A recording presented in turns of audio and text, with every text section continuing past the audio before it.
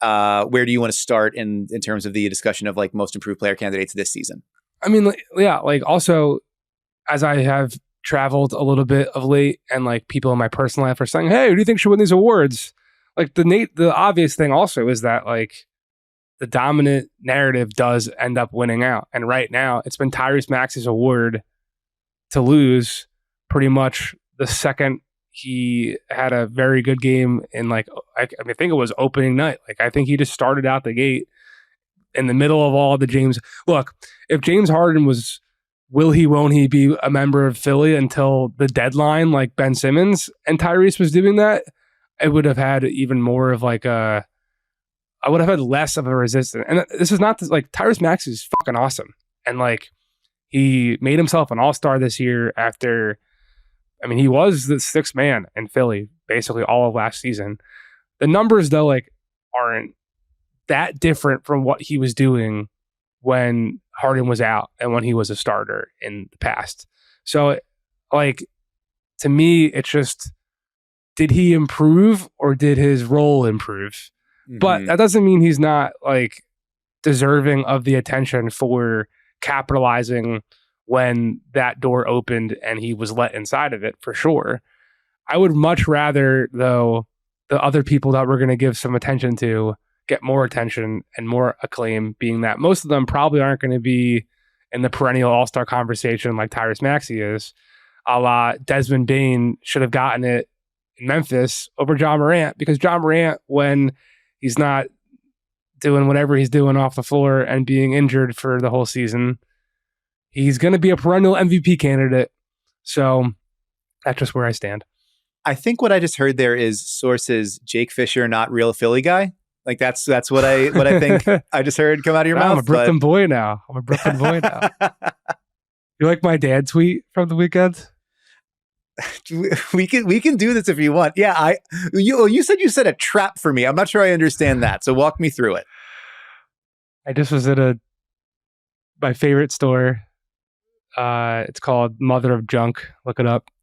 And it is definitely a store that has junk, that has treasures. And where's the line? I like to live in the liminal space. I like to explore the boundaries of that across everything, across most improved and MVP, across vintage and thrift. And I tweeted that out, and Dan responded, and I there was no trap. I just was making a funny joke back to you. Jake is trying to tweet like me, everybody. And I think, well, if there's one thing that we can establish, it's that no one should be trying to tweet like me. Not because not because you can't reach at the hem of my garment, but because save yourselves, get out while you still can. Yeah. All right. So Maxey is a little too close for your taste to the kind of... Yeah, we can move this along. Yeah, and like the kind of guy that maybe shouldn't quite fit into that definition.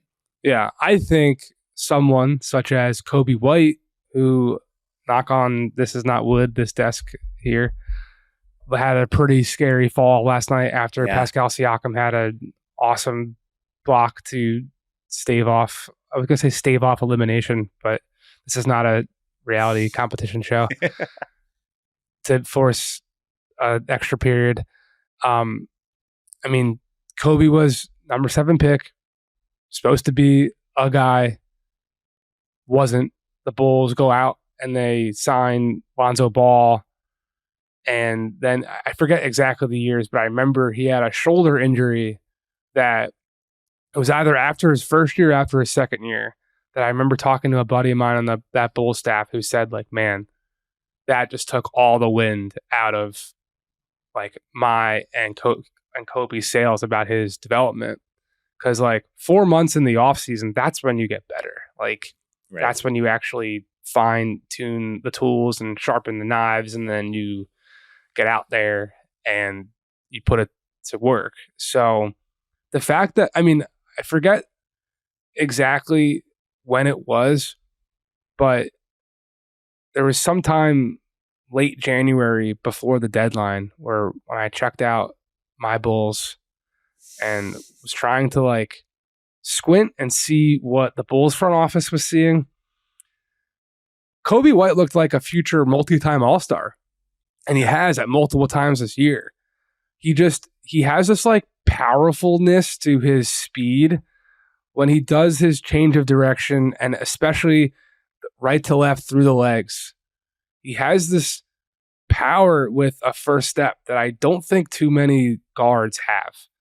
And it is like honestly breathtaking to watch how his fro is flowing in the wind behind it, and he just gets past pretty much anyone at will. And if that continues with all the Lonzo question marks, like Coby White is arguably the reason why Chicago didn't do anything at the deadline, didn't blow it up, because sure, like DeMar is moving up the all-time scoring list night after night. Nik Vucevic can still get you 20 and 10 in his sleep.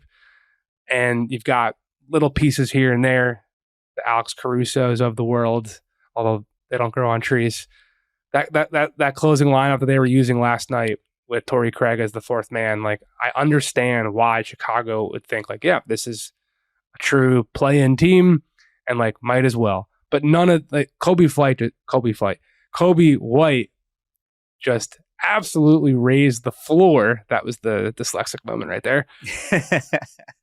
Of all that, from now and the future, regardless of what happens, the fact that you have this dude doing this right now on a 3-year, $33 million extension that he signed before this season, all of a sudden he looks like he has one of the best contracts, best value deals in the entire league. And so much of it is about opportunity, right? You know, you mentioned that he was expected to kind of step into a larger role right away when he got there as a mid-lottery pick. Doesn't get there right away, winds up playing behind like Thomas Satoransky and Chris Dunn in that like jumbled up backcourt, gets buried behind Lonzo Ball as he comes in and DeMar as he comes in and Zach LaVine's emergence. Like he has to kind of fight out from underneath.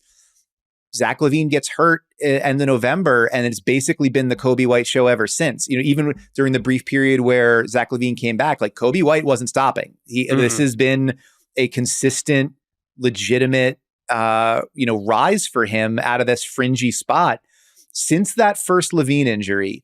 He's at Coby White. So that's whatever that is, 50 or so games or however many games since late November. Coby White averaging 22 points, 5.5 rebounds, just under 6 assists a game, 59% true shooting, about 24% usage. This is all-star stuff, as you're saying.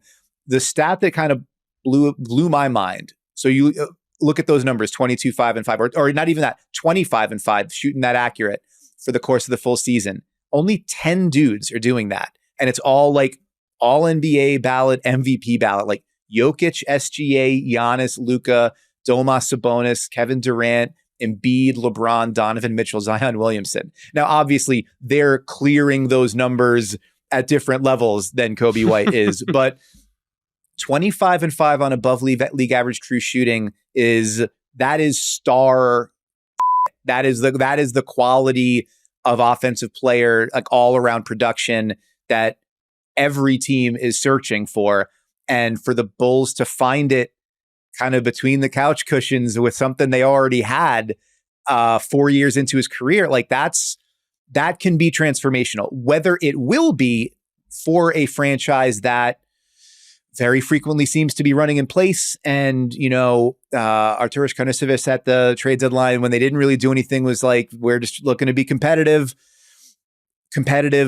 under the Jerry Reinsdorf regime is basically like, just get into the postseason game, get some gate receipts and then like, that's kind of about it.